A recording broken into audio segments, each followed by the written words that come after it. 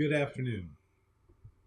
This is Roy Neville, and once again, I am your instructor, which means I'm the one that's on the other side of the screen that you've been posting things and taking quizzes and all of that sort of thing. And so I wanted to give you a quick update and some direction when it comes to discussion boards and to some of your writing, I am sure. The reason that I'm doing this is because, well, I wanted you to know um, the discussion boards in particular. What are we looking for? Can I tell you at the outset that the discussion boards, that there is a grading rubric that should be available to you um, to go in and look at, and kind of say like, well, what is it that we're trying to accomplish, and it will tell you the criteria for it, um, how to, what's expected and that sort of thing.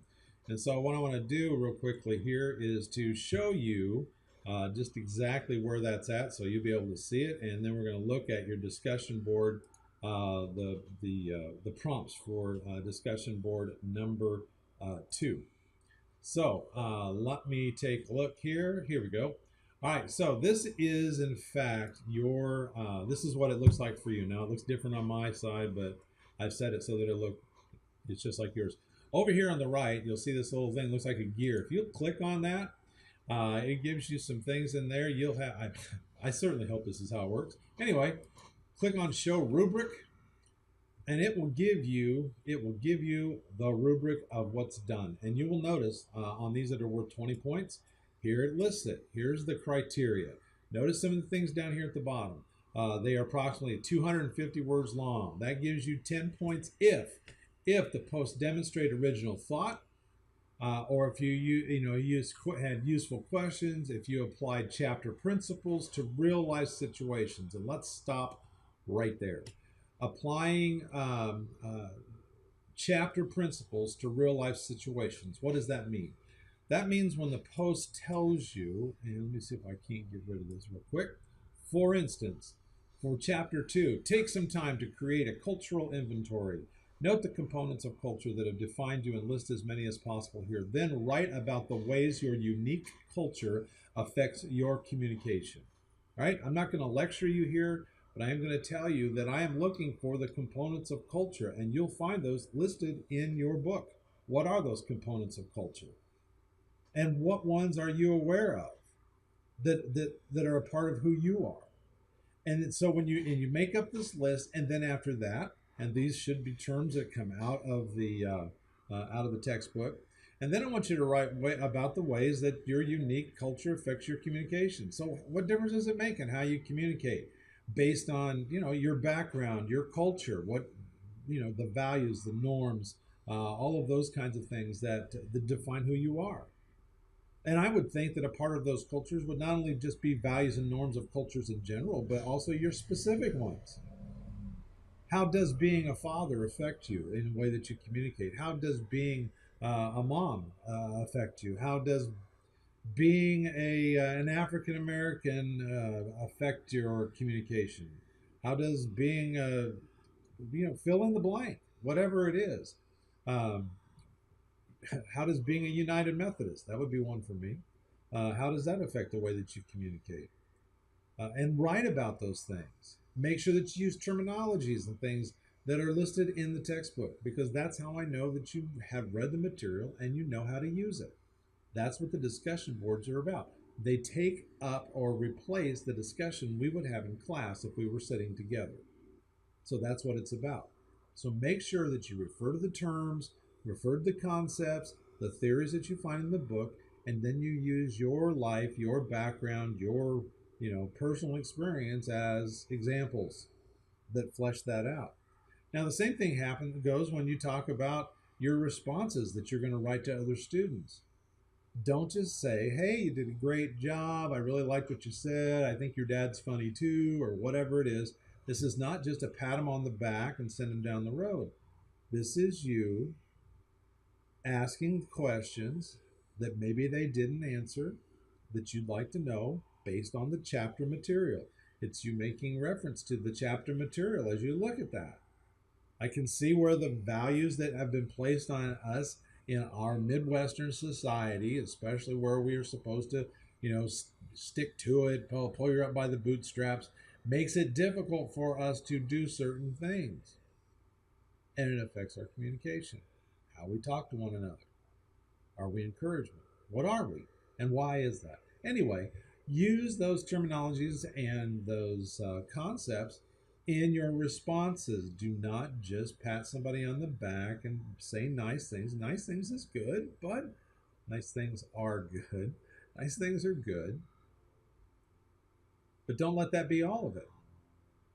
Look at the grading rubric. It will tell you what you're looking for. And just because it says that you have to have 250 words, don't get the impression that, just having the number of words is important. That's it, because that's only one component. Just because you have 250 words or more does not mean you're going to get all 10 points. What about the rest of it? Did you use the concepts? Did you use the terms? Does it sound like you're writing in a way that answers the question? Is it comprehensible? I would suggest that after you write your stuff based on how you answer the questions, that you go back and read the directions again, and then go back and read what you wrote again and ask the question that I'm going to ask. Does this address the questions? Does this work for what was asked for? Because some of you are finding out in that first discussion didn't quite do it. You're not happy about it. I get it. I understand. It's a learning process. Thankfully, no one got a 0, but you can recover whatever it is. You can recover from it if you make those changes. Okay. So same thing goes when it comes time to write your paper, right? There are some objective things, numbers of words, how you lay out the paper, the way that it's supposed to be. There are directions that are specific about that. Those get graded on, as well as the content. It has nothing to do with whether I agree with you or don't agree with you. No. Can you express yourself? Can you use the concepts and the terminology that we have available to us in the book on those chapters? Don't get in there and just write me a story. Make me understand that you know what the chapters include, the terminology, the concepts, the theories that are there. Use them as a part of your material. And please be more specific. If you were going to talk about culture and you were going to talk about the norms, and you go, I think my culture has a bunch of norms, and that's it. No, I want to know, well, what norms are you talking about? I need to know, can you tell me the difference between norms and values? Traditions? Are there differences? What are they? Okay, so that's kind of what we're after. So anyway, I'm just telling you this so that you'll understand. And also in the meantime, we're still working on these quizzes, trying to get things so that scores will show up immediately. Sometimes they do, sometimes they don't. But I'm trying to stay on top of it. I'm doing my best to have everything graded from the week before done by Wednesday, as everything is done right now. And it is 3 o'clock on Wednesday afternoon. So that's my goal. I don't grade anything, generally speaking, until after the Sunday that everything was due. So follow directions, stay on top of the modules, make sure you don't lose it, get behind or whatever. If you have a real problem, if something breaks loose in your life, you need to contact me, talk to me, and see if there's something that we can do. It really needs to be something that can be documented. Don't just say, well, I'm just really tired. I get being tired. I hold 4 jobs. I get it. But at the same time, we do have responsibilities. I'm hoping you'll be able to live up to yours. I'm certainly attempting to live up to mine. You guys have a great rest of your week. I look forward to reading your submissions on culture and communication this coming, well, I'll say Sunday when you turn them in, but actually Monday, Tuesday, Wednesday of next week. Okay? If you have any problems, any questions, email me. Okay? All right. Thanks for taking a moment to listen.